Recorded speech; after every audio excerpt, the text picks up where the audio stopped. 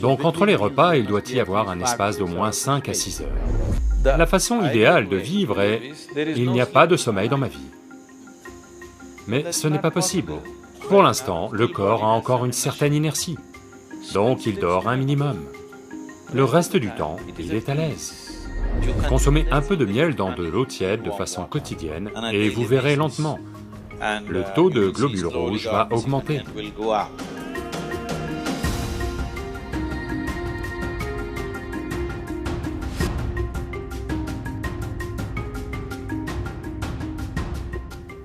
En ce qui concerne la nourriture, l'une des choses les plus importantes dont vous devez être conscient est, à un certain jour, quand vous mangez un certain type de nourriture, quoi que vous mangiez, vous devez consciemment constater à quelle vitesse ça se digère et devient une partie de vous-même. Toute nourriture que vous mangez, si elle reste plus de 3 heures, ça veut dire que vous avez mangé de la mauvaise nourriture, et c'est quelque chose à éviter ou à réduire en quantité. Si la nourriture sort de votre poche d'estomac dans les 3 heures, ça veut dire que vous mangez quelque chose que votre système peut gérer efficacement. Ce n'est peut-être pas le meilleur aliment, mais votre système est capable de le gérer.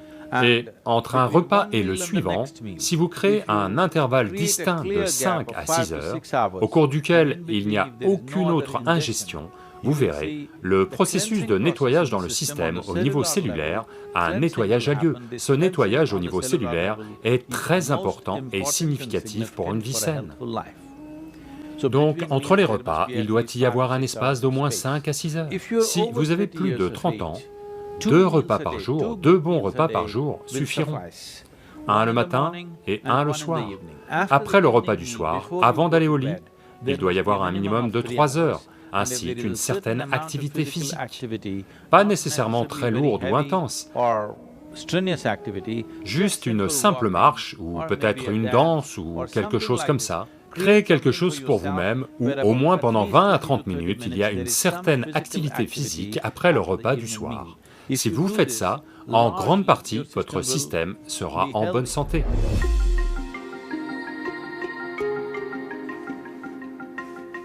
L'anémie veut dire qu'à un certain niveau, le sang a perdu son fer. Ça veut dire que vous avez perdu votre force, d'accord?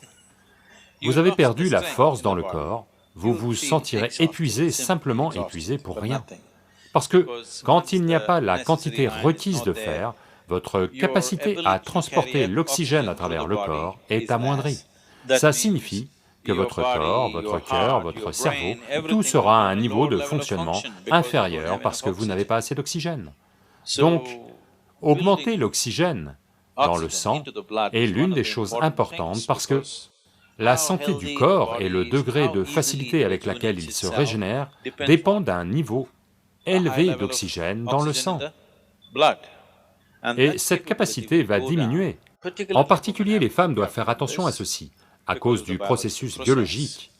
Leur taux d'hémoglobine peut baisser et leur capacité à transporter l'oxygène dans le sang va diminuer, ce qui les rendra inutilement épuisées et paraissant inintelligentes et... Oui, si le taux de globules rouges est faible, vous vous sentez bête, parce qu'il n'y a pas assez d'oxygène dans le cerveau et qu'il ne fonctionne pas comme il devrait fonctionner, le corps comme le cerveau. Donc, pour prendre soin de ça, l'une des choses simples est de consommer un peu de miel dans de l'eau tiède de façon quotidienne. Et vous verrez lentement le taux de globules rouges va augmenter. S'il y a plus d'oxygène dans le sang, soudain vous ressentez une poussée d'énergie, soudain tout est actif, le système de rajeunissement dans le corps est en montée, les cellules mortes sont remplacées rapidement, le niveau d'inertie que vous ressentez dans le corps est beaucoup plus faible, le niveau d'énergie que vous ressentez dans votre mental est beaucoup plus faible.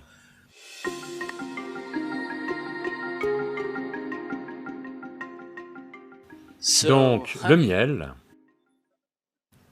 a différents types d'impact sur le système. S'il est consommé cru, il l'impacte d'une manière. S'il est consommé dans de l'eau froide, il a un autre type d'impact. S'il est consommé dans de l'eau tiède, c'est un type d'impact différent. Ici, on veut le consommer dans de l'eau tiède, parce que on veut que le système se déploie. Si vous le mettez dans de l'eau bouillante, une certaine part du miel deviendra toxique. Donc, vous ne devez jamais le mettre dans de l'eau bouillante ou faire cuire le miel. Je sais que dans les sociétés occidentales, les gens font des gâteaux au miel et d'autres choses, ils le font cuire. S'il dépasse une certaine température, le miel deviendra toxique. Donc, il doit être mis dans, disons, dans une température qui est buvable. Là, vous le mettez. Si c'est bouillant, vous ne le mettez pas.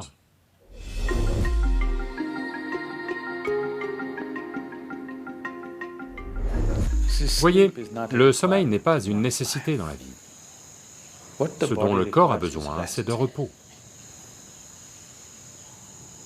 Le sommeil est juste une forme de repos.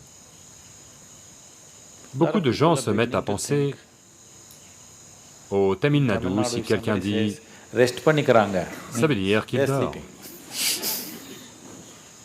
Pas nécessairement, vous pouvez vous asseoir et vous reposer, n'est-ce pas? Oui. Vous pouvez être debout et aussi vous reposer. Vous courez, si vous restez debout, n'est-ce pas une sensation de repos? Vous êtes debout, si vous vous asseyez, n'est-ce pas une sensation de repos? Il y a de nombreuses façons de se reposer. La chose la plus importante est que repos veut dire que vous changez l'équation énergétique. Ainsi, la consommation est réduite, la production continue au même rythme. Donc, au bout d'un certain temps, vous vous sentez rajeuni, car la consommation a été réduite. Essentiellement, vous gérez l'équation énergétique. Si vous êtes en activité, la consommation est plus grande. Quoi que vous produisiez, ce n'est pas suffisant. Au bout d'un certain temps, vous vous sentez épuisé parce que la consommation a été élevée. Si vous baissez la consommation et augmentez la production, au bout d'un certain temps, vous vous sentez revigoré. La façon idéale de vivre est « il n'y a pas de sommeil dans ma vie ». Mais ce n'est pas possible. Pour l'instant, le corps a encore une certaine inertie, donc il dort un minimum. Le reste du temps, il est à l'aise. Si vous le gardez à l'aise, le corps ne s'endort pas, à moins qu'il arrive à un certain point d'épuisement. Donc le corps ne demande jamais de sommeil, mais il demande à coup sûr du repos. Si vous ne savez pas vous asseoir ici de manière reposante, il essaiera de se reposer, comme cela. Si vous pouvez vous asseoir ici totalement à l'aise, il restera assis pendant des heures, sans s'endormir. Autrement, c'est la seule manière qu'il connaît pour se reposer. Si vous êtes assis ici, là maintenant, une chose simple que vous pouvez faire est de vous asseoir. Vous venez vous asseoir ici. Juste déplacez votre attention du haut de votre tête jusqu'à vos orteils et voyez si tout est relâché, détendu et à l'aise. Ou êtes-vous assis comme ça? Amenez juste celui-ci à un état d'aisance, autant que vous pouvez. Tout n'est pas à votre niveau conscient. Autant que vous pouvez, consciemment, gardez-le à l'aise. Vous verrez soudain, si vous êtes du genre à vous endormir à 22 heures, si vous vous asseyez simplement ici à l'aise, vous verrez que votre sommeil sera repoussé d'une demi-heure. Vous n'aurez pas sommeil à 22 heures. Naturellement, vous êtes éveillé.